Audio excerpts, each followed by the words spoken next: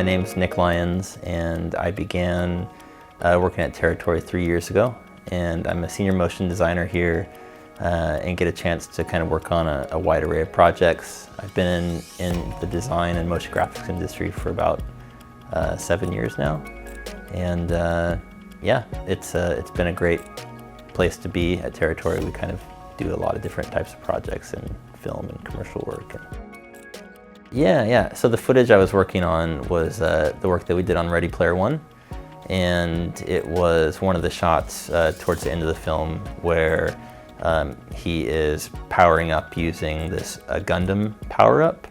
And he basically opens up this HUD that we created and puts his hand through this 3D model of this glove.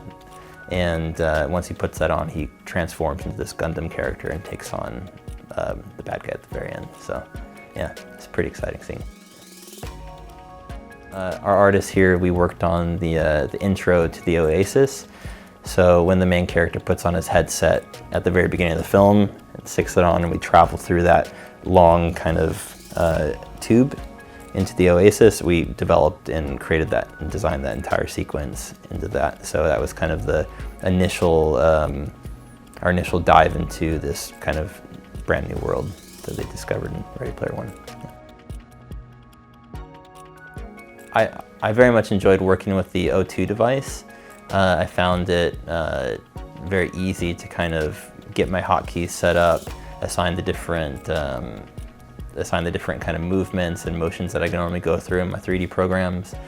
It was easy to set up the camera movements and different macros, and I feel like there's literally endless amounts of customizability you can do with it. So it's if you really sat down and kind of went through all the different actions and types of bits and pieces that you go through on like a daily normal 3D workflow, you could really like hammer it out and kind of refine it to a very high degree, which is nice. And I think the different movements that you can do on the joystick and the tapping and the different buttons on the side of the device, I felt like offered a lot of options to assign certain actions that needed to happen. So if for one reason you needed to press something on the left side of the device, you could easily do that. But if you needed to just kind of like scroll and move things through the joystick, that was quite easy as well. So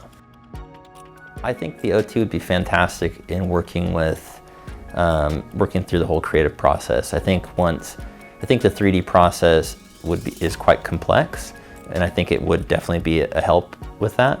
But I also think the concepting phase, Photoshop and Illustrator and After Effects, where you're kind of doing the same tasks over and over again, it would especially kind of come into its own.